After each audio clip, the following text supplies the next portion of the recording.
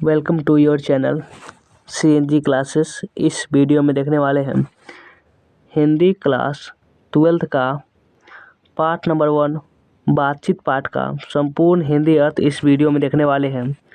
यानी कह सकते हैं लाइन बाय लाइन एक्सप्लेनेशन देखने वाले हैं, जो आप यकीन के साथ कर सकते हैं कि आप नॉर्मली एक वीडियो आप देख लेते हैं तो इस चैप्टर से कोई भी डाउट नहीं रहने वाली है। इस चैप्टर से जो भी लेखक परिचय से या बीच से कोई भी ऑब्जेक्टिव सब्जेक्टिव पूछा जाए तो आप निश्चित रूप से क्वेश्चन का जवाब जानते हो, आप अच्छे तरीके से दे सकते हैं सिर्फ एक वीडियो से। हो सकता है ये वीडियो थोड़ा लंबा हो जाए, और तो सबसे पहले वीडियो को लाइक नहीं किया तो लाइक कर लीजिए और शेयर कर लीजिए और कमेंट कर लीजिएगा, और चैनल सब्सक्राइब नहीं किया तो सब्सक्राइब कर लीजिए। और ये हमारे व्हाट्सएप ग्रुप नहीं जुड़े तो इस पर मैसेज करके व्हाट्सएप ग्रुप में जुड़ जाइएगा। और चलिए लेखक परिचय सबसे पहले देखते हैं, क्योंकि आपके बोर्ड एग्जाम में लेखक से संबंधित बहुत सारे क्वेश्चन हैं जो आपको पूछे जाते हैं। लेखक परिचय देखने के बाद हम लाइन बाय लाइन एक्सप्लेनेशन को देखेंगे। जो आपका जो बुक है उसमें जो पूरा चैप्टर है उसका हम एक्सप्लेन करेंगे, उसको पूरा व्याख्या कर सब तोड़ कर को हम बताएंगे कि पूरा अर्थ सहित आपको बताएंगे, सब शब्दार्थ भी आपको बताने वाला है इसी वीडियो में। तो बातचीत पाठ के लेखक कौन हो जाते हैं? बातचीत पाठ के लेखक बालकृष्ण भट्ट हो जाते हैं। यानी आप नहीं देखे जो लेखक का नाम, जन्म स्थान और कौन से लेखक कौन से पाठ को लिखे हैं तो वो देख लीजिएगा, क्योंकि उससे आप कौन से लेखक कौन से चैप्टर को लिखे हैं तो आप याद हो जाएगा उससे।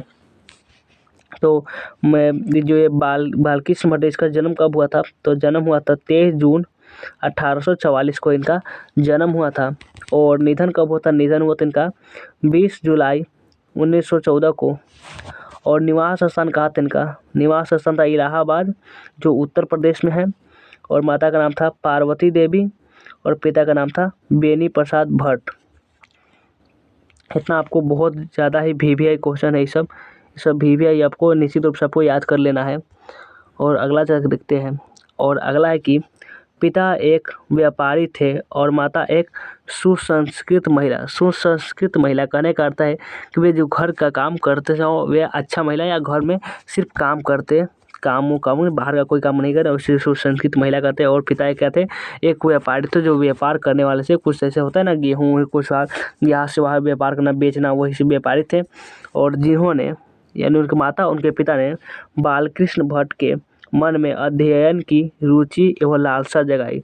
अध्ययन की रुचि यानी पढ़ने का उनको रुचि जगाया। से पढ़ाई को क्या होता है? पढ़ाई के प्रति उनका प्रेम जगाया, पढ़ाई के प्रति कि तुम पढ़ाई करो, ऐसा इनका ऐसा लिखे हैं। और शिक्षा देखते हैं कि शिक्षा में क्या है कि शिक्षा है कि प्रारंभ में संस्कृत का अध्ययन 1867 में प्रयाग के मिशन स्कूल से एंट्रेंस की परीक्षा दी। यानी जो ये संस्कृत का अध्ययन किए थे 1867 में, जो अपने जैसे उत्तर प्रदेश में ही है प्रयाग के मिशन स्कूल का नाम है। मिशन स्कूल से एंट्रेंस की परीक्षा दी। एंट्रेंस एक कोर्स होता है जो कि संस्कृत से किया जाता है।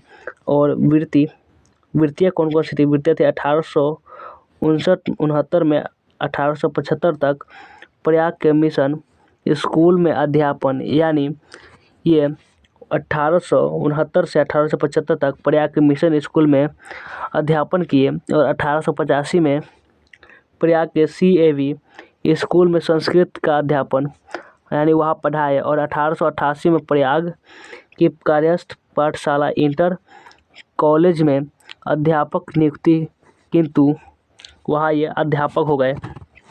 जो स्कूल का कायस्थ पाठशाला में ये बालकृष्ण भट्ट अध्यापक बने, यानी पढ़ाने में टीचर बने और नियुक्ति हुए।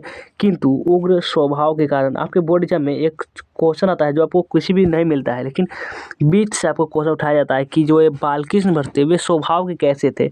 तो आपको पता चल गया होगा कि वे उग्र स्वभाव के वे थे, तो आपको टिक लगाना है क्या? उग्र।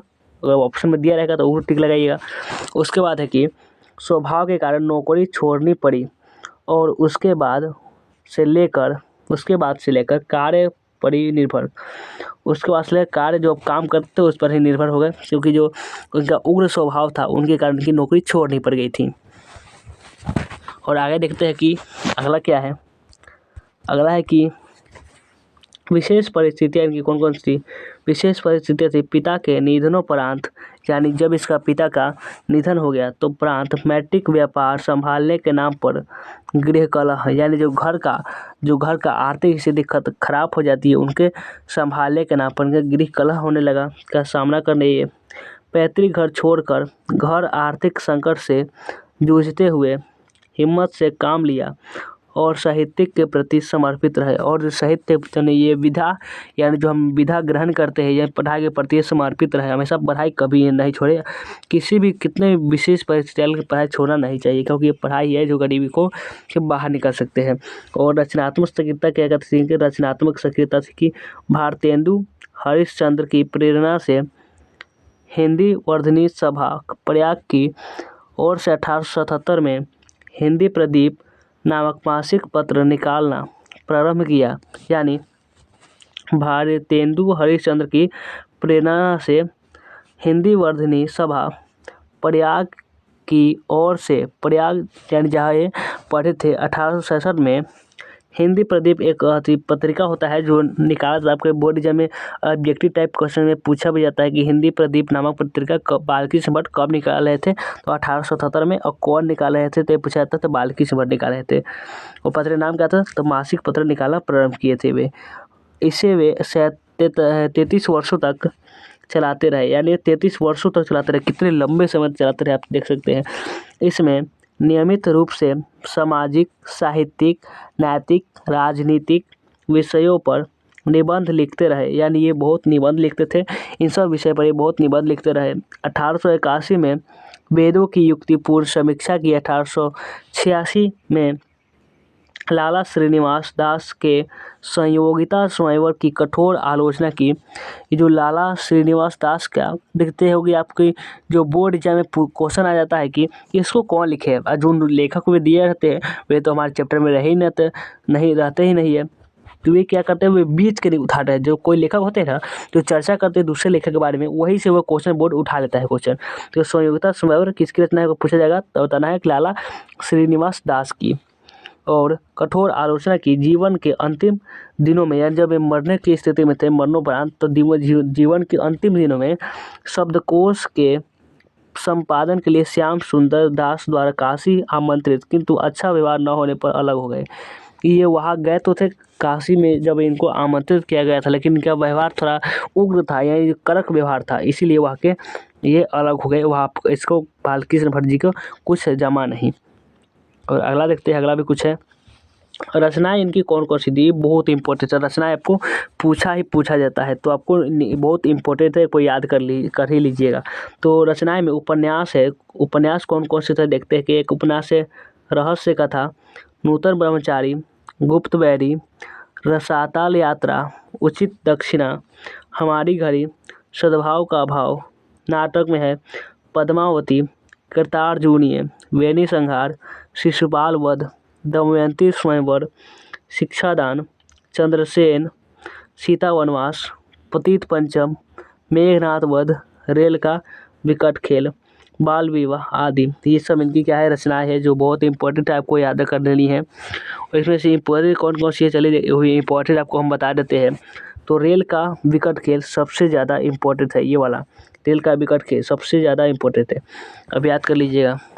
और एक है दमयंती स्वयंवर, ये बहुत ही इम्पोर्टेंट है, आपको याद कर ही लेना है निश्चित रूप से। और एक पद्मावती, ये भी आपको इम्पोर्टेंट है। और प्रश्न में एक ही है, जैसा काम वैसा परिणाम, जो आपको याद कर लेनी है। हम चलिए शब्दार्थ देखते हैं, और शब्दार्थ देखकर हम पूरे शब्दार्थ आप समझ लेंगे। उसके बाद हम लाइन बाय लाइन एक्सप्लेनेशन देखेंगे जो आपको पढ़कर बहुत ही मजा आने वाले हैं। तो चलिए शब्दार्थ की ओर बढ़ते हैं। शुरू करने से पहले हम आपको शब्दार्थ बता देते हैं, यानी शब्द नीति आपको हम बता देते हैं, जिसके कारण आपको समझने में कठिनाई नहीं होगी। आप आराम से समझ सकते हैं शब्दों का मीनिंग समझ सकते हैं। और आपको ये पाठ पढ़कर बहुत ही मज़ा आने वाली है, क्योंकि इस पाठ में बताया गया है कि बूढ़ियों की बातचीत कैसी होती है, दो बूढ़े जब बात करते हैं तो क्या बात करते हैं, दो सहेलियाँ जब बात करती है तो क्या बात करती है, और जब दो जवान लड़के बात करते हैं तो क्या बात करते हैं, सब इसी चैप्टर में आपको बताया गया है। तो आपको वो पढ़कर बहुत ही मज़ा आने वाला है। तो पहले चलते हैं हम कि शब्दों का अर्थ देख लेते हैं कि कौन से शब्दों का अर्थ, यानी शब्द नीति देखते हैं। शब्द नीति तो देखते हैं, पहले है वक्तृता। इस चैप्टर में दिया गया वक्तृता क्या अर्थ होता है, वक्तृता का अर्थ होता है बोलने की कला। क्या होता है वक्तृता का अर्थ? बोलने की कला। और पुलपित, पुलपित का क्या अर्थ होता है? पुलपित का अर्थ होता है पायदान। और संजीदगी, संजीदगी का अर्थ होता है गंभीरता। और बेकदर, बेकदर का अर्थ होता है सम्मानहीन, यानी होता है ना कोई उसको कदर नहीं करता है तो उसको सम्मानहीन कहते हैं। और अभियांत्रिकी, अभियांत्रिकी का मतलब होता है हार्दिक, कहते हैं ना हार्दिक कार्यक्रम होता है, हार्दिक शुभकामनाएं जैसे होते हैं वैसे ही। और लियाकत क्या होता है? लियाकत मानी योग्यता। ये सब आपको बीच बीच में मीनिंग आपको ये देख लीजिएगा ताकि आपको समझ बेहतर से समझ में आएगा। और सोपान क्या अर्थ होता है? सोपान का अर्थ होता है सीढ़ी। सोपान का अर्थ क्या होता है? सीढ़ी।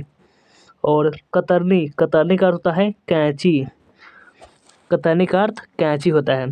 और बिचवई, बिचवई माने जो दो के बीच होता है, बिचवई से बिचवई कहते हैं। बिचवई होता है मध्यस्थ, यानी जो बीच का होता है मध्यस्थ। और निरस्त का क्या मतलब होता है? निरस्त का मतलब होता है बंद कर देना। क्या होता है? बंद कर देना। और फॉर्मेलिटी, फॉर्मेलिटी का मतलब होता है औपचारिकता। फॉर्मेलिटी का मतलब औपचारिकता। और चमनिस्तान, कब्रिस्तान आप नहीं पढ़िएगा, चमनिस्तान है। चमनिस्तान का क्या मतलब होता है? हरे भरे बागों का इलाका। जो हरे भरे बाग होते हैं उसको चमनिस्तान कहते हैं। और खामखा, खामखा माने कहते हैं कोई खामखा मतलब बेकार में, तो उसका मतलब होता है बे मतलब के। या जब आपको जब पन्ना पलटेंगे सबसे लास्ट में चैप्टर जब एंड होता है उसी समय आपको ये दिया हुआ है शब्दों का मीनिंग जो आप आराम से पढ़कर समझ सकते हो। और अगला है नादी पाठ। नादी पाठ का क्या मतलब होता है? नादी पाठ मतलब होता है नाटक के प्रारंभ में होने वाले मंगल पाठ को क्या कहते हैं? नादी पाठ कहते हैं। और हम चुनी दिगरे नेस्ट का क्या मतलब होता है? हम चुनी दिगरे नेस्ट का मतलब होता है हम ही सब कुछ है बाकी सब कुछ नहीं, यानी हम चुनी ही दिगरे नेस्ट। जैसे जब बूढ़े बातचीत करते हैं तो इसका प्रयोग किया गया है। और अगला है कि दूसरा कुछ भी नहीं, इसका इसी का दिया हुआ है। और अगला है चंडू खाने। चंडू खाने का क्या मतलब होता है आप समझिए। चंडू खाने का मतलब होता है जहाँ अफीम खाने, जहाँ अफीम खाया जैसे आपको गुटखा पान ये सब होता है जो वगैरह वगैरह जो खाया जाता है उसे आप मंडली के लिए सुरक्षित स्थान, जहाँ खाने के लिए सुरक्षित स्थान, जहाँ कुछ बच्चे या नहीं बच्चे थोड़े ना मतलब कुछ आदमी जो मिलकर जो खाते हैं पान तम्बाकू इसका सेवन करते हैं उसको ही कहते हैं क्या? चंडू खाने। आपको इसका प्रयोग किया गया है इस चैप्टर में। और दिलजोय, दिलजोय क्या अर्थ होता है? दिलजोय होता है मन बहलाओ, मन बहलाओ। और संलाप, संलाप क्या होता है? हार्दिक बातचीत, मतलब बहुत अच्छे तरीके से मन रमाए, बहुत अच्छे तरीके से बातचीत। और दुर्घट का क्या मतलब होता है? दुर्घट का मतलब होता है ऐसा कुछ जिसके घटित होने की आशा न हो, या दुर्घट यानी जिसका घटना होने की आशा ही ना हो उसे कहते हैं दुर्घट। और प्रपंचात्मक का क्या मतलब होता है? प्रपंचात्मक का मतलब होता है उलझा हुआ, जो कहते हैं ना उलझ गया, अपने में उलझ गया, वैसे ही उलझा हुआ है, यानी कुछ काम ना कर सका, कुछ उलझ गया, इधर उधर उलझ कर आ गया। तो आप मीनिंग समझ गए, ये सब मीनिंग समझ चुके हैं। अब चलिए चैप्टर को स्टार्ट करते हैं। और आपको एकदम दिमाग शांत करके देखिएगा क्योंकि चैप्टर बहुत ही इंपॉर्टेंट है और आपको सिर्फ इसी में आपको सब कुछ क्लियर हो जाने वाली है जो आपको किया गया है। तो चलिए चैप्टर को पहले एक्सप्लेन करेंगे। बातचीत पाठ का हम line by line explanation start कर रहे हैं। तो चलिए शुरू करते हैं। तो है कि इसे तो सभी स्वीकार करेंगे कि अनेक प्रकार की शक्तियाँ जो वरदान की भांति ईश्वर ने मनुष्य को दी है उनमें वाक शक्ति भी एक है। यहाँ तक समझ गए। तो ये बालकृष्ण भट्ट जो लिख रहे हैं ये कह रहे हैं कि इसे तो सभी स्वीकार करेंगे, यानी इसे तो मतलब इसे तो सभी स्वीकार करेंगे कि ईश्वर ने जो अनेक प्रकार की जो शक्ति है, यानी जो शक्ति है, जो पावर है हमारे, जो ईश्वर ने हमको दी है, हमारे को जो दी है, जो वरदान की भांति यानी वरदान के समान जो हमको ईश्वर ने शक्तियाँ दी है उनमें वाक शक्ति, वाक शक्ति का क्या अर्थ होता है? बोलने की क्षमता, यानी बोलने की शक्ति, तो उसमें वाक शक्ति भी एक है। और कहते हैं कि यदि मनुष्य की और इंद्रिया, मनुष्य की और इंद्रिया यानी बहुत सारी इंद्रिया, जैसे हम क्या होता है हमारी एक इंद्रिया जैसे हम सुन सकते हैं, एक इंद्रिया जैसे हम सूंघ सकते हैं, और एक इंद्रिया दिमाग का भी है और आँख का भी है, यानी बहुत सारी इंद्रिया है हमारे पास। यदि मनुष्य की और इंद्रिया यानी सभी इंद्रिया, और इंद्रिया मतलब सभी इंद्रिया अपनी अपनी यानी अपनी अपनी मतलब सभी का शक्तियों में अविकल रहती है, यानी सर्वश्रेष्ठ अविकल रहती है। और वाक शक्ति मनुष्यों में ना होती है, जब हम बोलते हैं यानी जो बोलने की शक्ति है वो अगर मनुष्य में ना होती तो हम नहीं जानते कि इस गूंगी सृष्टि का क्या हाल होता। सो आप ही सोचिए कि यह सब कुछ होता है, जैसे हम हमारी शक्तियाँ कि हम हाथ ऐसे कर सकते हैं, हाथ ऊपर नीचे कर सकते हैं, पैर चला सकते हैं, हम चल सकते हैं, बोल सकते हैं, खा सकते हैं, घूम सकते हैं, ये सब कर सकते हैं। लेकिन इसमें अगर ये सब कुछ आपको दिया जाए, लेकिन सिर्फ आप बोल ही नहीं सकते हैं, तो क्या होता। जैसे हम आपको अभी बोल रहे हैं, आप सुन रहे हैं, हम यहाँ पढ़ा रहे हैं, आप पढ़ रहे हैं, तो अब क्या हम जो बोलते हैं आप सुन ही नहीं पाते।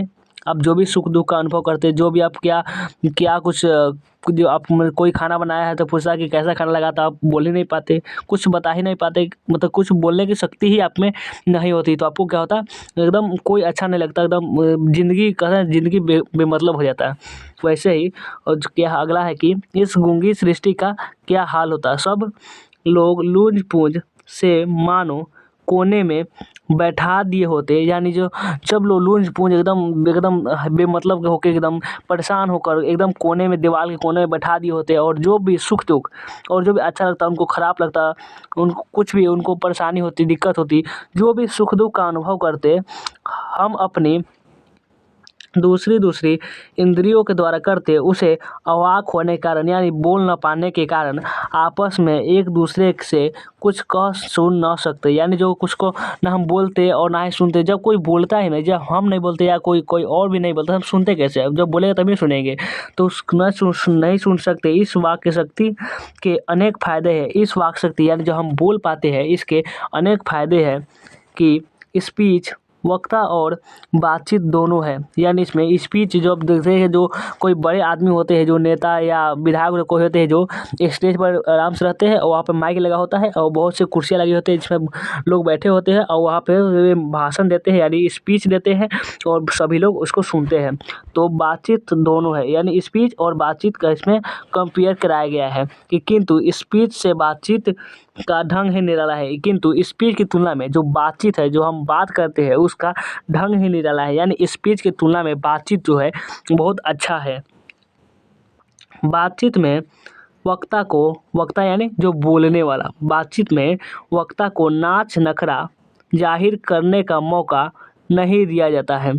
यानी जो बातचीत में होती है, जो वक्ता होती है, जो बोलने वाला होता है, उसका नाच खराज यानी कहता है कि इसे मनोरंजन का यानी नाच खराज जाहिर करने का मौका नहीं दिया जाता है कि वह बड़े अंदाज से यानी बहुत बड़े अंदाज से गिन गिन कर पाँव रखता हुआ पुलपित पर जा खड़ा हुआ। इसका अर्थ नहीं समझिए। इसका अर्थ हुआ कि जैसे ही कोई जैसे नेता या कोई जब भाषण देने पहुंचते हैं तो शुरू क्या करते हैं, शुरू से अपना कुछ इंट्रोडक्शन देते हैं, जिसके कहते हैं कि हेलो वेलकम बैक। जैसे कुछ कुछ कहते हैं कि हमारी आवाज़ सुनाई दे रही है कि नहीं दे रही है आपको, कुछ ऐसा बात बोलते हैं जिसके कारण लोग होते हैं उनकी तरफ इम्प्रेशन हो जाते हैं। कुछ ऐसे बात करते हैं जिसके लोग एकदम खुश हो जाते हैं, उससे एकदम सुनने के लिए, उनकी आवाज़ के लिए तरस जाते हैं। वैसे कुछ नाच खराच यानी कुछ बोलते हैं और गिन गिन का पाव रखते हैं, कुछ बेमतलब की बात करते हैं, कहते हैं कि लेडीज एंड जेंटलमैन हम ये कर देंगे, वो कर देंगे, ऐसे कुछ बोलते रहते हैं। और तब जाकर एकदम ऐसा सोच कर बोलते हैं कि जो सुनने वाले हैं, जो ऑडियंस है, उनको अच्छा लगे, तभी वे उनके बात सुनेंगे। तो क्या होता है कि बड़े अंदाज से जो बोलने वाले जो वक्ता होते हैं, वे बड़े अंदाज से गिन गिन कर यानी समझ कर पाँव रखता हुआ पुलपित यानी अच्छे मुकाम पर, पुलपित पर जा खड़ा हुआ, यानी जब जो बोलना चाहता है उसको अच्छे अंदाज में बोल पाना। और पुण्यवाचन या नांदी पाठ की भांति घड़ियों तक साहबान मजलिस, चेयरमैन, लेडीज एंड जेंटलमैन की बहुत सी स्तुति करे करावे और तब किसी तरह वक्ता का आरंभ करें। क्या कहा गया है, यहाँ कहा गया है कि जो वक्ता होते हैं, जो बोलने होते हैं, जैसे ही स्टेज पहुँचते हैं कुछ बेमतलब की बातें करते हैं, जो उनकी कोई ज़रूरी ही नहीं होती है बातें करने की। जो एक सिर्फ पुण्यवाचन नांदी पाठ आपको ऑब्जेक्टिव क्वेश्चन में हमेशा पूछे जाते हैं कि अब ये क्या पूछा जाता है, आपको पूछा जाता है कि जैसे वक्ता के प्रारंभ में नाटक यानी कि ये पूछा जाता है आपको कि नाटक के प्रारंभ में होने वाले मंगल पाठ को क्या कहा जाता है। तो आपको क्या बताना है, नाटक के प्रारंभ में होने वाले मंगल पाठ को क्या कहा जाता है, नांदी पाठ कहा जाता है। नांदी पाठ, नाटक के प्रारंभ में होने वाले पाठ को क्या कहा जाता है, नांदी पाठ। अगर क्वेश्चन पूछा जाएगा तो आप बता सकते हैं। अब देखिए, चलिए देखते हैं अब।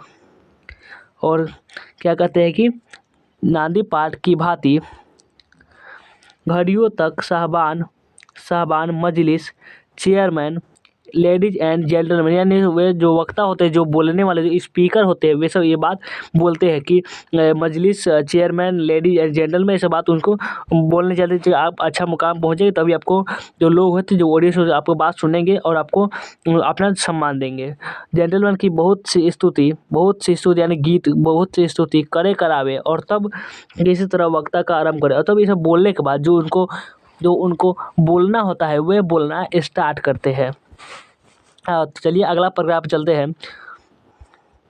इसमें है कि जहाँ कोई मर्म या नोक चुटीली बात वक्ता महाशय के मुख से निकली, यानी जो बोल रहे होते हैं, जो स्पीच दे रहे होते हैं, जो भाषण दे रहे होते हैं, जैसे कुछ ऐसा बात जो हंसी मजाक वाला बात जो आदमी को अच्छा लगे, बहुत हंसी चुटकुला उटकुला वाला बात जो होता है कि यहाँ कोई मर्म या नोक की चुटीली बात वक्ता महाशय के मुख से निकली कि ताली ध्वनि से कमरा गूंज उठा, इसलिए वक्ता को खामखा ढूंढ कर कोई ऐसा मौका अपनी वक्तृता में लाना ही पड़ता है।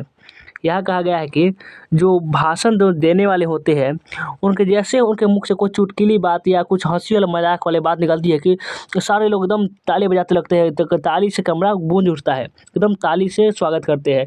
तो इसीलिए जो वक्ता होते हैं वो उनको अच्छा लगने लगता है, तो उन्हें जो खामखा जो ढूंढ कर ऐसा बात लाना ही पड़ता है, यानी हंसी मजाक वाला ऐसा बात लाना ही पड़ता है, जिसके कारण वे लोग ताली बजाए, लोग पसंद करें।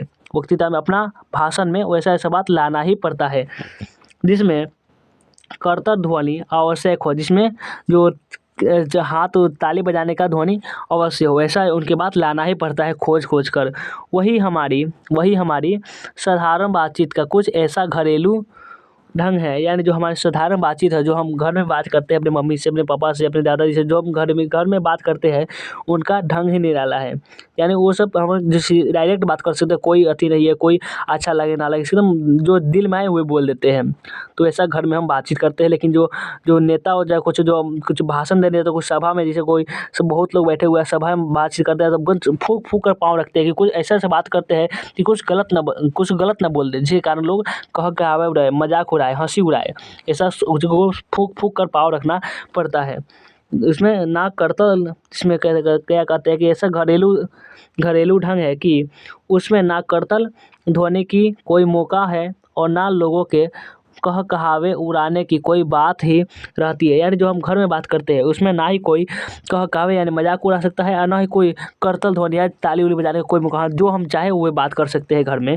और हम दो आदमी प्रेम पूर्वक संलाप कर रहे हैं, संलाप यानी बातचीत, हम दो आदमी, जो बातचीत की क्या जरूरी होती है, दो आदमी, एक मेरा दोस्त या कोई और हो गया, ये दो आदमी हो गया, और हम बातचीत करना स्टार्ट करते हैं, जो बात करने लगते हैं। और कोई चुटीली बात आ गई, हंस पड़े, जैसे हम जैसे दोस्त है कोई, और आस पड़ोस कोई भी दो आदमी हम बात कर रहे होते हैं, और जैसे ही हमारे बीच कोई चुटीली बात यानी कुछ अच्छा लगने वाली बात यानी मजाकिया बात आ जाता है, क्या कहते हैं, हम लोग हंस पड़ते हैं, एकदम अच्छे से एकदम मज़ा उठाने लगते हैं, हंसते हैं। और हम बात आ गई और हंस पड़े, मुस्कुराहट से होठों का केवल फ़र्क उठना ही इस हंसी की अंतिम सीमा है। यानी जब हम हंसते हैं तो जो मुस्कुराहट, जो हमारे होठ खुलते हैं, जो हमारे होठ होते हैं, वे जैसे ही अंतिम सीमा पर पहुंचते हैं, वही हमारी हंसी जो होती है, जो हम हंसते हैं उसकी अंतिम सीमा होती है। स्पीच का उद्देश्य, जो नेता या लोग जो स्पीच देते हैं, उसका उद्देश्य सुनने वाले जो वक्ता जो बोलते हैं, जो स्पीकर होते हैं, जो सुन रहे होते हैं, उनके मन में जोश और उत्साह पैदा कर देना होता है। यानी उनका मतलब होता है, जो स्पीच दे रहे होते हैं, उनका यही एक ही मकसद होता है कि जो सुन रहे हैं उसको एकदम जोश पैदा कर दे, उसका मकसद यही होता है कि जो उत्साह पैदा कर दे, ताकि वे हमें कहे कि हाँ, एकदम मोटिवेशनल कुछ बातें बताएं, जिसके कारण वो क्या हो, अपने आकर्षित हो उनकी तरफ। यानी उत्साह, उमंग और जोश पैदा कर दे, ऐसा बात बोलना चाहिए। एकदम फूक कर बात बोलते हैं, ऐसा सोच कर ऐसे बात बोलते हैं कि एकदम आग से भरी हो और उनको एकदम दिल में आग लगा दे, एकदम जोश और उत्साह पैदा कर दे उसमें। और घरेलू बातचीत मन रमाने का ढंग है। और जो क्या है, जो घर में हम बात करते हैं, मन रमाने का, सिर्फ मन रमाने के लिए ही बात करते हैं, यानी मन बहलाव, यानी हमको अच्छा लगे ऐसे ही कि मनोरंजन के लिए बात करते हैं। उसमें स्पीच यानी कोई उसमें भाषण की संजीदगी, यानी जो संजीदगी होती है, जो संजीदगी जो होती है, बेकदर हो धक के खाती फिरती है। उसमें हम जो चाहे बोल सकते हैं, एकदम आपसी होते हैं, कुछ मतलब नहीं, हम कोई सुन नहीं रहा होता है, कोई बाहर के लोग नहीं होते, सिर्फ पर्सनली होते हैं, जो घर के लोग होते हैं वही सिर्फ सुन रहे होते हैं। और जहाँ आदमी की जो अपनी ज़िंदगी, यानी हमारी जो ज़िंदगी होती है, हमारा जो जीवन होता है, हमारा जो लाइफ होता है, जो हम जीते हैं, उसको मज़ेदार बनाने के लिए खाने पीने, चलने फिरने आदि की ज़रूरत है। सच बात है कि हम लोग, जैसे हमको ज़िंदा है तो हमें खाना ही पड़ेगा, नहीं खाएं तो हम नहीं जी सकते हैं। तो वह हमारी ज़िंदगी अब क्या है, हम खाने के लिए खाएं, लेकिन हम अच्छा खाना होना चाहिए, अच्छा कपड़ा होना चाहिए, और अच्छा में कुछ मनोरंजन की चीज़ें होनी चाहिए, जो हमें ज़िंदगी को मज़ेदार बनाना चाहिए, जो हमारी ज़िंदगी को अच्छा लगे। ज़िंदगी को मज़ेदार बनाने की बहुत सी चीज़ों की ज़रूरत होनी पड़ती है। जहाँ आदमी की अपनी ज़िंदगी, जहाँ आदमी की, जो हमारी, हम आदमी हैं, हम एकदम मैन है, जहाँ आदमी की अपनी ज़िंदगी मज़ेदार, यानी सुख सुविधा बनाने के लिए खाने पीने, चलने फिरने, यानी जो हम घूमने वूमने की आदि की ज़रूरत है, वहाँ बातचीत की भी उसको अत्यंत आवश्यकता है। जैसे जहाँ हमको खाने पीने, चलने फिरने आदि की ज़रूरत है, वैसे ही हमें बातचीत की भी अति आवश्यक है, यानी हम जो बोल रहे हैं उसका भी बहुत ही ज़रूरत है। जो कुछ मवाद या धुआं जमा रहता है हमारे जो शरीर में, जो मवाद या धुआं जमा रहता है, वह जब हम बातचीत करते हैं तो बातचीत के ज़रिए भाप बनकर बाहर निकल पड़ता है। चित्त हल्का और स्वच्छ हो परम आनंद में मग्न हो जाता है। बातचीत का भी एक खास तरह का मज़ा होता है।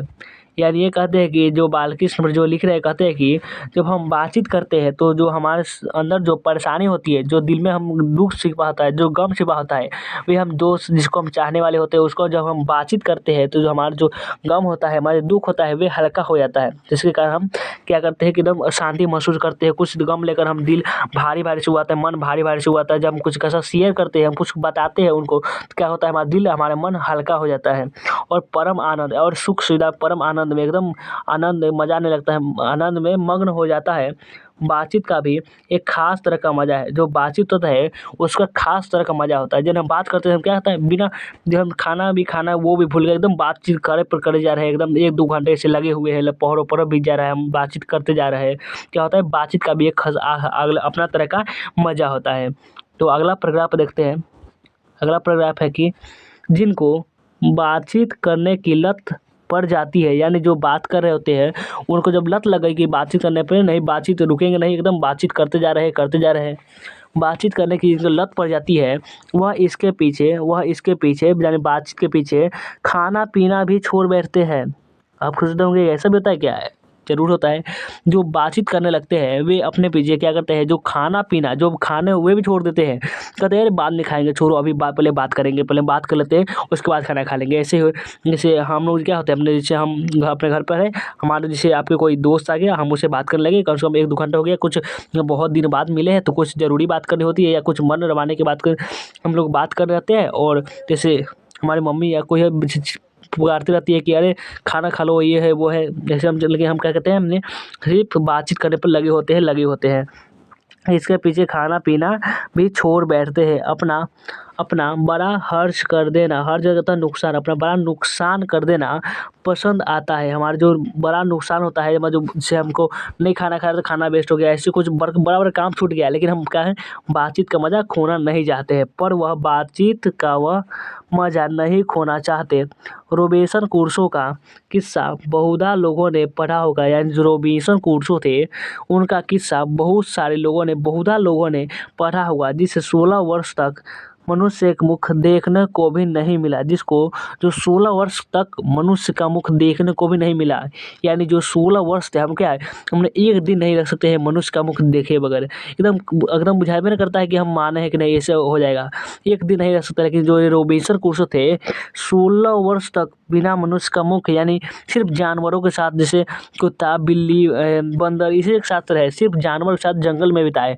और जब वो 16 वर्ष के गए, जैसे कुत्ता बिल्ली आदि जानवरों के बीच में वह 16 वर्ष के उपरांत, यानी जब वो इतने साल रहे और 16 वर्ष के जब बाद उसने फ्राइडे के मुख से एक बात सुनी, जो फ्राइडे नाम के व्यक्ति से उनके मुख से जब उन्होंने एक बात सुनी, यद्यपि उसने अपनी जंगली बोली में ही कहा था, उसने जंगली बोली में ही कहा था, यानी जब जंगल में रहते थे जंगली बोली बोलते थे, तो जंगली बोली में ही कहा था। पर उस समय रॉबिन्सन को ऐसा आनंद हुआ मानो उसने आदमी के नए सिरे से कि फिर से आदमी का चोला पाया। जैसे ही वो जंगलों को जिस जानवरों के साथ रहा तो उस जानवर की बोली पसंद हुई थी, लेकिन जैसे ही फ्राइडे ने कुछ बोला तो उसको लगा, यानी जो रॉबिन्सन को लगा कि उसने फिर से आदमी का जीवन पा लिया है, फिर से वह आदमी बन गया है। वो कुछ समय तो लग रहा था कि हम जानवर हो गए, लेकिन जैसे ही आदमी का आवाज़ सुना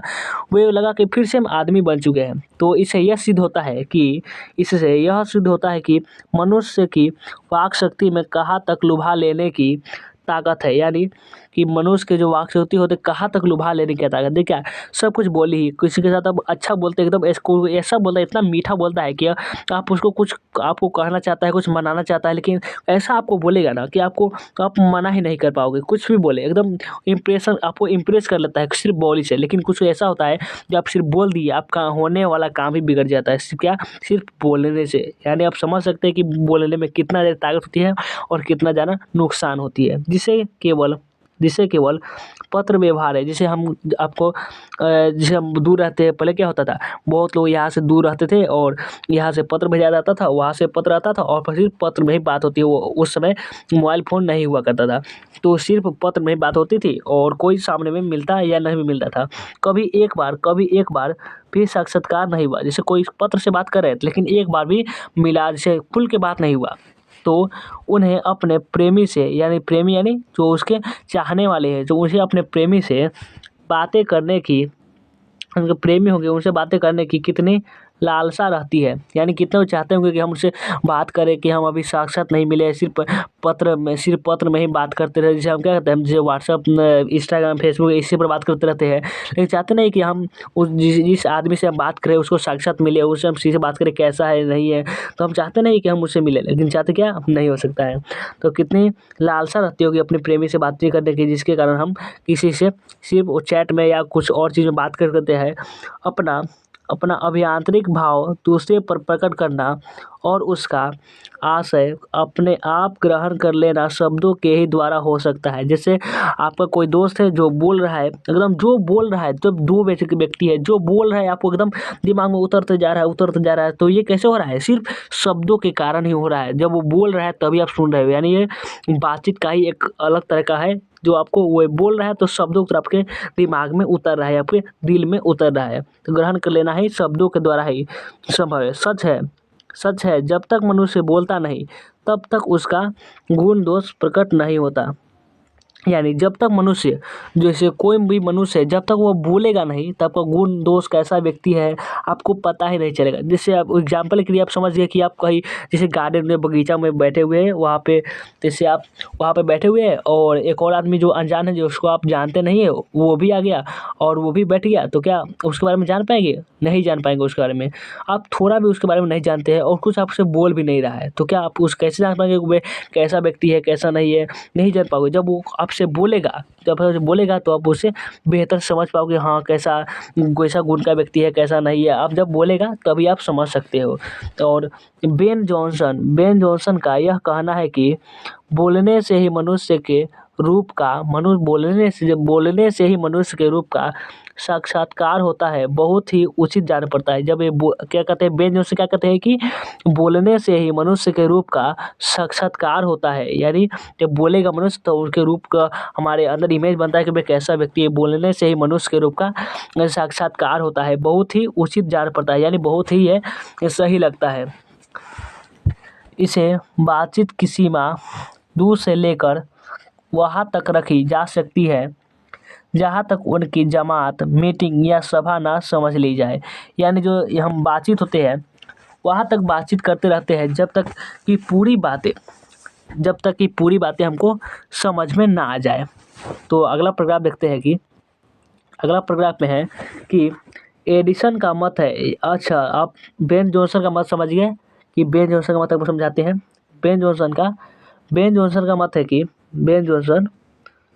बेन जॉनसन। बेन जॉनसन का मत है कि बोलने से ही मनुष्य के रूप का साक्षात्कार होता है। बेन जॉनसन का मत है कि जैसे ठीक है कि बहुत से हो जाएगा बोलने और बहुत से बेन जॉनसन। बेन जॉनसन का क्या मत है कि बोलने से ही मनुष्य के रूप का साक्षात्कार होता है। और क्या है, और एडिसन का क्या मत है, एडिसन का मत है कि असल बातचीत सिर्फ दो व्यक्तियों में ही हो सकती है। असल बातचीत कितने व्यक्तियों में, सिर्फ दो व्यक्तियों में ही हो सकती है। यानी जब दो लोग होते हैं तभी अपना दिल एक दूसरे के सामने खोलकर बातें करते हैं। यानी जब, तो एडिसन की बातचीत हो गई। अब देखते हैं, असल बातचीत सिर्फ दो व्यक्तियों में हो सकती है, जिसका तात्पर्य यह हुआ कि जब दो आदमी होते हैं तभी अपना दिल एक दूसरे के सामने खोलते हैं। इसका अर्थ हुआ कि जब दो लोग होते हैं तभी अपना दिल एक दूसरे के सामने खोल कर बातें करते हैं। ये एडिसन का ऐसा मानना है कि जब दो लोग होते हैं तभी अपना दिल एक दूसरे के सामने खोल कर बातें करते हैं।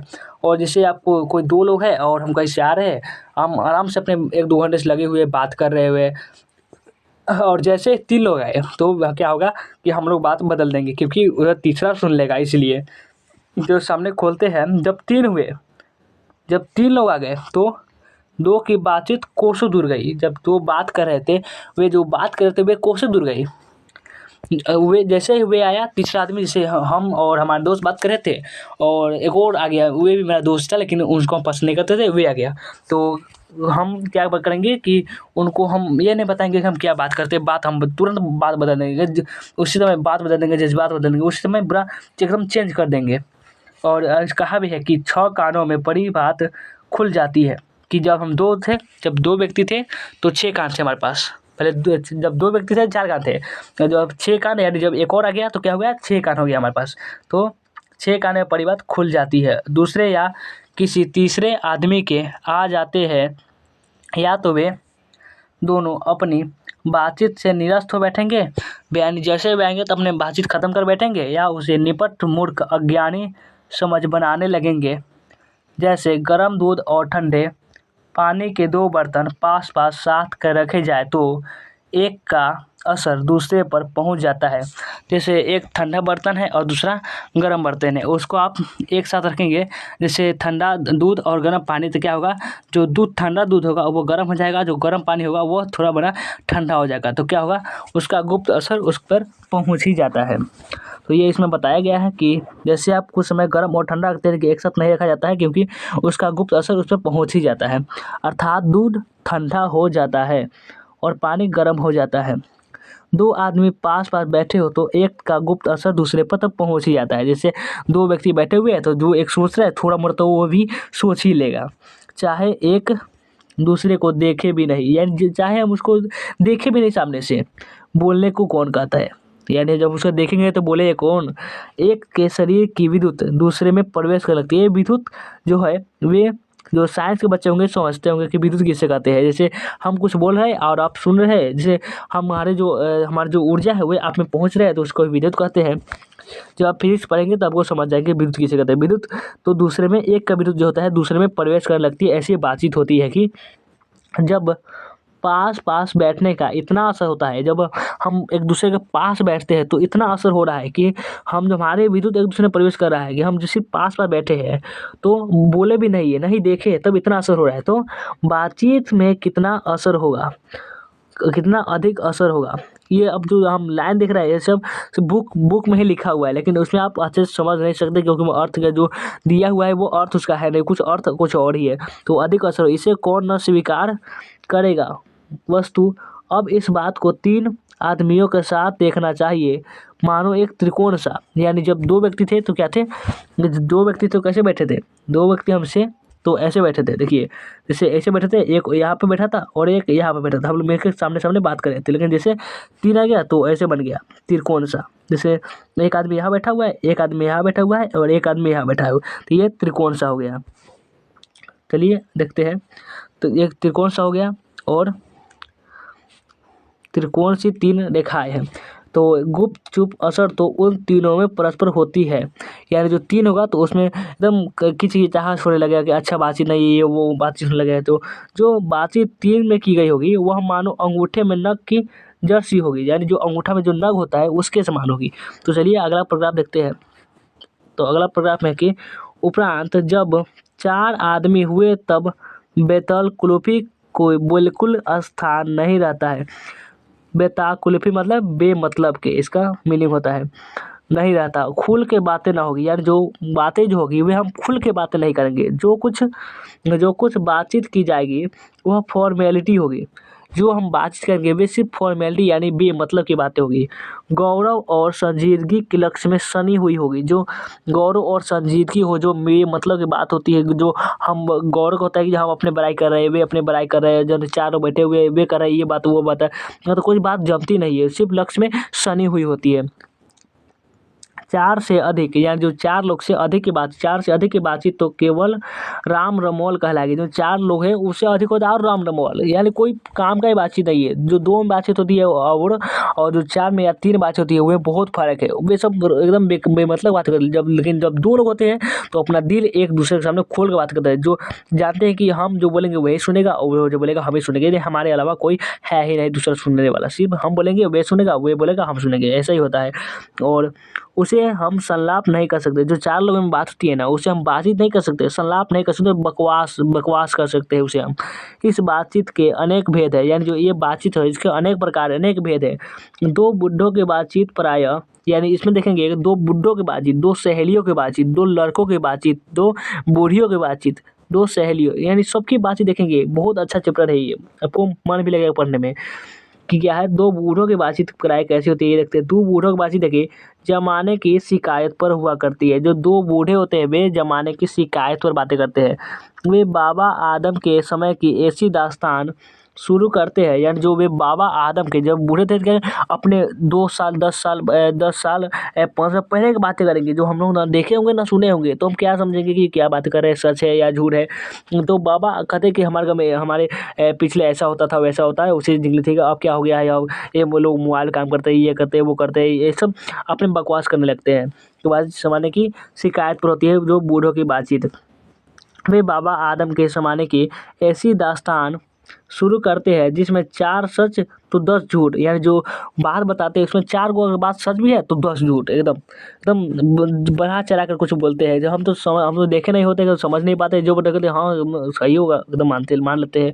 एक बार उनकी बातचीत का घोड़ा, जो बातचीत करेंगे जो बूढ़ो, तो उनकी जब बातचीत होगा जो घोड़ा छूट जाना चाहिए, जब बातचीत शुरू हो सिर्फ हो जाना चाहिए। सिर्फ बात जब शुरू हो गया तो पहरों बीत जाए, यानी जो पहरों सुबह से शाम हो गया, शाम से रात हो गया, रात से सुबह हो गया, सुबह शाम हो गया, कोई फर्क नहीं पड़ता है, एकदम बातचीत करते जा रहे हैं बातचीत। तो पहरों बीत जाने पर भी अंत ना होगा। पहरों बीत गया लेकिन अंत नहीं हुआ। प्रायः अंग्रेजी राज्य प्रदेश और पुराने समय की रीति नीति का अनुमोदन, यानी जो पुराने अंग्रेज सरकार के बारे में बताते हैं, अरे अंग्रेज सरकार क्या है बकवास करते हैं ये वो, कभी पुराने लोगों में पुराने समय में रीति रिवाज होते हैं वही अच्छा होता था, अब क्या रीति रिवाज खराब हो गया है, ये सब बातें करते हैं।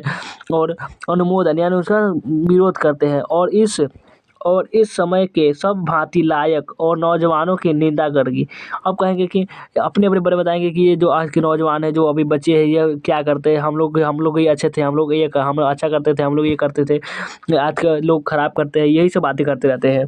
और ये सब भांति नौजवानों की निंदा और उनकी बातचीत का मुख्य प्रकरण होगा पढ़े लिखे हुए। तो यानी जब पढ़े लिखे जो बूढ़े होते हैं, जो कुछ बूढ़े होते हैं जो पढ़े लिखे होते हैं, वे शेक्सपियर, मिल और स्पेंसर जी पर नाचा करेंगे। यानी जो पढ़े हुए होंगे वो जो बच्चे होंगे उसको, तुम जानते हो शेक्सपियर के बारे में, कौन थे क्या थे और उसका जन्म कब हुआ, तो बताता हूँ, ऐसे ही पूछने लगते हैं। जो मिल्टन होता है उसका बारे में पूछते हैं कि यदि तुम जानते हो मिल्टन का जन्म कब हुआ था, ये मिल्टन कौन थे, नहीं मालूम है, तो एकदम नीचा दिखाने लगते हैं। जो बूढ़े होते हैं वे समझते हैं कि हमें मिल्टन के बारे में जानते हैं, हमें शेक्सपियर के बारे में जानते हैं, हमें स्पेंसर में जी पर नाचा करेंगे। वे सब जो महान लोग होंगे ना, जो बूढ़े जो पढ़े लिखे होते हैं, वे अपने आप को योग्यता बता दे कि अरे हम बड़े हैं तुम छोटे हो, ऐसे बताने लगते हैं।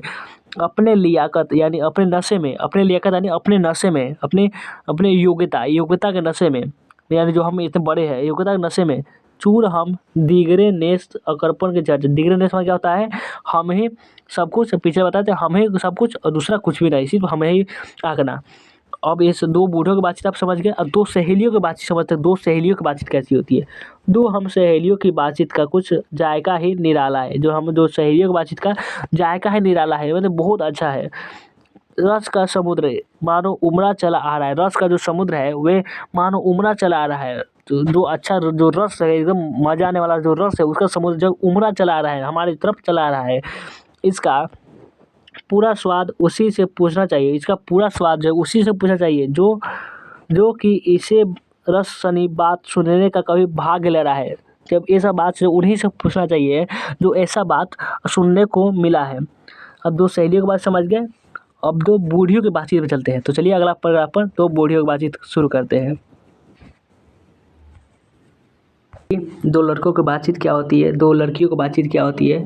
तो अगला देखते हैं कि दो बूढ़ियों की बातचीत का मुख्य प्रकरण बहू बेटी वाली हुई तो अपनी अपनी बहू या बेटों का गिला शिकवा होगा, या वह बिरादराने का कोई ऐसा रमसरा चेर बैठेगी कि करते करते अंत में खोदे दांत निकाल लड़ने लगेंगे। यानी इसका मतलब हुआ कि जब जब जब बूढ़े लोग यानी जब बूढ़े जब बात करते हैं तो उनकी जब अगर बहू बेटी वाली हो तो वे अपनी बहू या बेटों का गिला शिकवा यानी बुरा या करते हैं, या जब बिरादरी वाली जब होए तो अपने रस भरा का ऐसा जब मकान जब शेर बैठते हैं कि जब बातें करते करते उनको पता ही नहीं चलता है कि अंत में खोदे दांत करके लड़ने भी लग जाते हैं। और लड़कों की बातचीत जो लड़के होते हैं उनकी बातचीत खिलाड़ी हुए तो अपनी अपनी तारीफ करने के बाद वह कोई सलाह गाटेंगे। यानी जब अपने अपनी जो लड़की जब एक नंबर के जब बात करते हैं तो वे अपने अपने तारीफ करने के बाद कोई सलाह देंगे कि ये काम करो वो काम करो, जिससे उनको अपनी शैतानी जाहिर करने का पूरा मौका मिले। जिससे कि वे जो अपने शैतानी करते हैं यानी जो कुछ मजाक वजाक करते हैं जैसे शैतानी करने का पूरा मौका मिले। स्कूल के लड़की की बातचीत का उद्देश्य अपने उस्ताद की शिकायत या तारीफ या अपने सहपाठियों में किसी के गुण अवगुण का कठोपा का कथन होता है। यानी जो लड़के होते हैं वे अपने जो उस्ताद होते हैं जो बड़े लोग होते हैं उनका या तो बुराई करेंगे या तो तारीफ करेंगे, या अपने सहपाठियों में किसी के गुण यानी अवगुण किसी के गुण अवगुण का कठोपा का कथन होता है। पढ़ने में कोई लड़का अगर तेज हुआ तो कभी अपने सामने दूसरे को कुछ न गिनेगा। यानी जब कोई लड़का पढ़ने में तेज हुआ तो अपने आगे जो भी होगा उनको कुछ नहीं गिनेगा।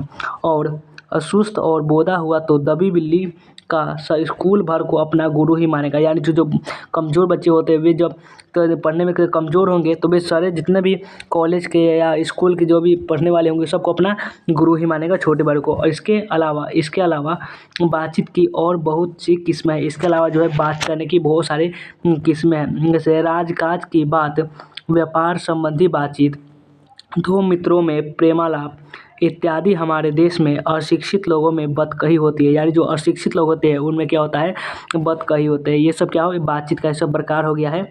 और जो हमारे अशिक्षित लोग होते हैं उनमें क्या होता है, बतकही सिर्फ होती है। लड़के वालों की ओर से एक एक आदमी पिछवाई होकर दोनों में विवाह संबंध के कुछ बातचीत करते हैं। यानी जो जब भी कोई शादी ब्याह होता है तो एक लड़की वाली तरफ से और एक लड़के वाली तरफ से जाते हैं जो बातचीत करते हैं। यानी हम लोग उसके भाषा में क्या बोलते हैं, हम अगुआ बोलते हैं। और विवाह संबंध की कुछ बातचीत करते हैं। उस दिन से जब वो बात हो जाती है उस दिन से बिरादरी वालों को जाहिर कर दिया जाता है। जो बिरादरी वाले होते हैं जो गाँव समाज के लोग होते हैं उनको जाहिर कर दिया जाता है कि अमुक की लड़की का अमुक के लड़के के साथ विवाह पक्का हो गया है। यानी जो पक्का हो जाता है तो जितने भी होते हैं गांव के उनको सबके खबर कर दिया जाता है कि तारीख डेट इसका पक्का हो गया। यह रस्म जो होते हैं ये रस्म बड़े उत्सव के साथ की जाती है। चंदू खाने की बातचीत भी निराली है। निदान बात करने के अनेक प्रकार और ढंग हैं। यहाँ तक समझ गए। और अगला पैराग्राफ देखते हैं। अगला पैराग्राफ क्या बोला जा रहा है कि अगला पैराग्राफ में कि यूरोप के लोगों में जो यूरोप के जो लोग होते हैं जो यूरोप कंट्री यानी जो यूरोप देश के जो लोग हैं उसमें बात करने का जो बातचीत करने का हुनर है यानी बातचीत करने का उसके पास अच्छा कला है। वे ऐसे बात करेंगे कि आपको वे खराब भी बोले तो आपको अच्छा ही लगेगा, बुरा लगने का तो बात ही नहीं है। इसे आर्ट ऑफ कन्वर्सेशन यहाँ तक बढ़ा है कि स्पीच और लेख दोनों ही इसे नहीं पाते। या जो आर्ट ऑफ कन्वर्सेशन जो यूरोप के लोगों में बढ़ा है उसे जो स्पीच और जो लेख होते हुए भी इनकी बराबरी नहीं कर पाते हैं। इसकी पूर्ण शोभा यानी इसकी जो पूर्ण शोभा है काव्य कला प्रवीण श्री विद्वान मंडली में है। पर जो विद्वान मंडली होती है उसमें जाकर पूछो कि जो यूरोप के लोग होते हैं वे कैसे बातचीत करते हैं। ऐसे चतुराई के प्रसंग छेड़े जाते हैं, यानी जो ऐसे चतुराई के साथ वे बात करते हैं कि उन्हें कानों को सुनकर, जो कान जब हम सुनते हैं उनको अत्यंत सुख मिलता है, उनको आनंद मिलता है। कानों को जिन्हें सुन कान को अत्यंत सुख मिलता है, जिसे सहृदय गोष्ठी का नाम है। जैसे आपको क्वेश्चन पूछा जाएगा आपके बोर्ड एग्जाम में, सहृदय गोष्ठी किसे कहते हैं, कि तो आपको आंसर लिखना है। जो यूरोप के लोग जो बातचीत करते हैं, जो उनकी चतुराई से जो बात करते हैं और हम जो सुनते हैं उस पर कानों को अत्यंत सुख मिलता है, उसे क्या कहते हैं, सहृदय गोष्ठी का नाम दिया गया है, उसे सहृदय गोष्ठी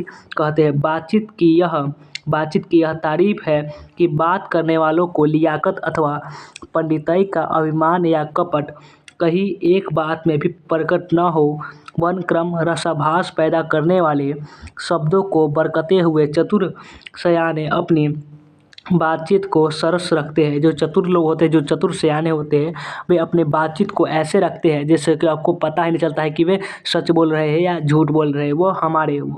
वह रस हमारे आधुनिक शुष्क पंडित की बातचीत में जिसे शास्त्रार्थ कहते हैं, जो हमारे पंडित जी होते हैं वे जो बातचीत करते हैं उसे क्या कहते हैं, उसे शास्त्रार्थ कहते हैं, कभी आवेगा ही नहीं है। वे जो यूरोप के जो लोग बात करते हैं वे हमारे देश के उसको आवेगा ही नहीं है, उसे जाने ही नहीं कि वे बात कैसे करते हैं।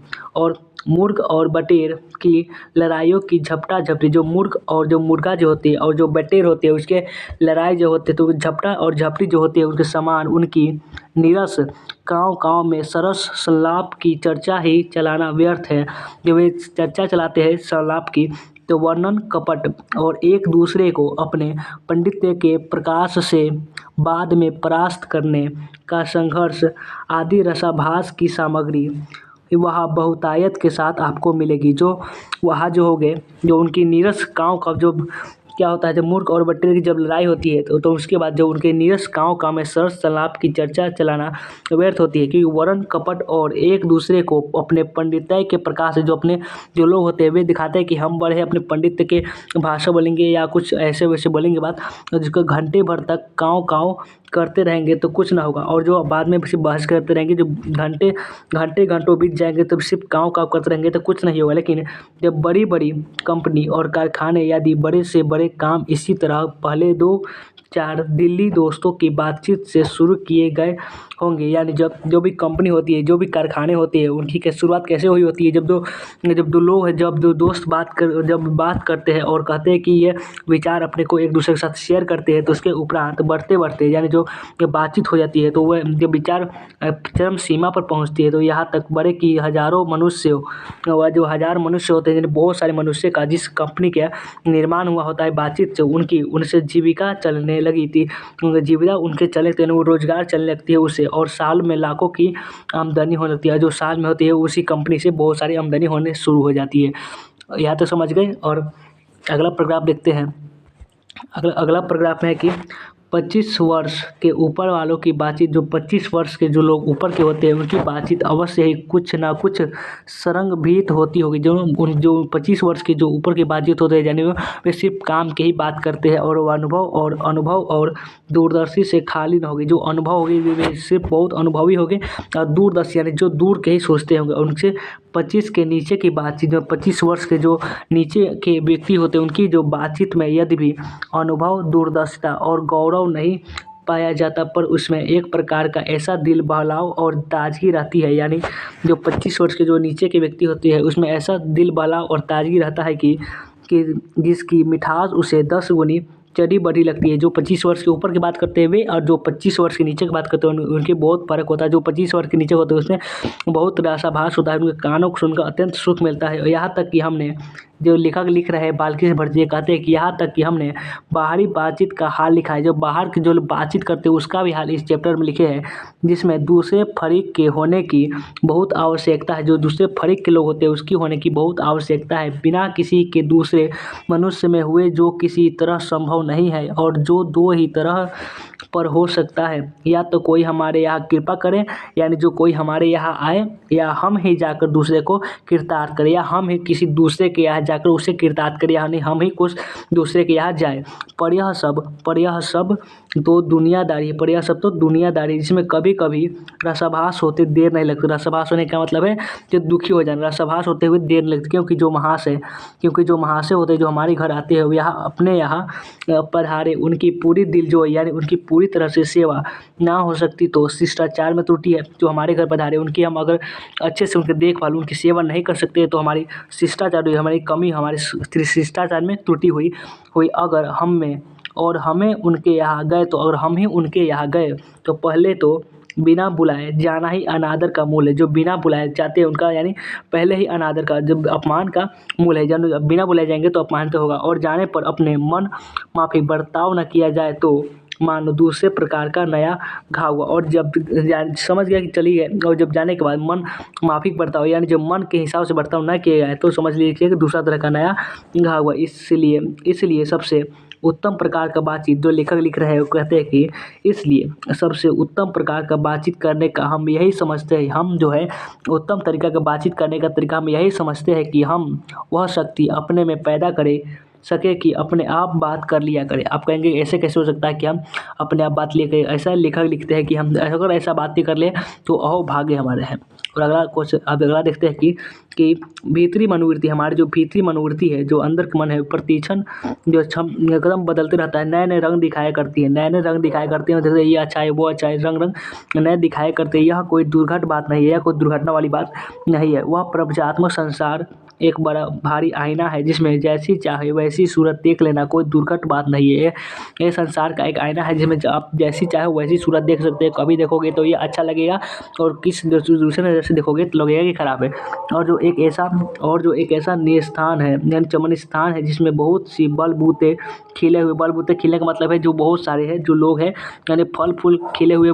चमन स्थान क्या मतलब, चमन स्थान का मतलब होता है बाग बगीचा। ऐसे चमन स्थान की सैर में क्या कम दिल बहलाव है, ऐसे चमन स्थान के समय क्या कम ताजगी है, क्या कम दिल बहलाव है। और अगला देखते हैं, और है कि कम दिल बहलाव मित्रों का प्रेमालाप कभी इसकी 16वीं कला तक भी न पहुंच सका। जो मित्रों का प्रेमालाप होता है वे कभी 16 तक नहीं पहुंच सका। इसी सैर का नाम ध्यान से या मनोयोग या चित्त को एकाग्र करना है, जिसका साधन 1-2 दिन का काम नहीं, वर्षों के अभ्यास के उपरांत यदि हम थोड़ी भी अपनी मनोवृत्ति स्तर कर अवाक हो अपने मन के साथ बातचीत कर सके, यानी जो हम थोड़े से भी समय के लिए अपने आप यानी अपने भीतर जो मन है उनसे बातचीत कर सके तो हमारा अहोभाग्य। एक वाक शक्ति मात्र के दमन से न हो जाने कितने प्रकार के दमन हो गया। हमारी जिह्वा कतरनी है, हमारी जो जीभ है जो कतरनी के समान है, जो कैंची के समान है, स्वतंत्र चला करती है, यानी हमेशा चलते ही रहती है। यानी कुछ अच्छी बात बोले तो कुछ अच्छा होता है, और जब बुरा बात निकल जाए तो बुरा होता है। यदि हमने काबू में कर लिया तो क्रोधाधिक बड़े बड़े अजय शत्रुओं को बिना प्रयास किए जीत अपने वश में कर डाला। इसलिए अवाक रहने अपने बातचीत करने का भी साधन यातावत है। यानी जो हमारे शत्रु होते हैं उनका हम बातें करने का हमारे अंदर गुण है, तो हम ऐसे बातें करेंगे कि वे सीधे इम्प्रेस हो जाएंगे। तो आपको ये चैप्टर कैसा लगा कमेंट में जरूर बताइएगा। तो चलिए वीडियो को एंड करते हैं।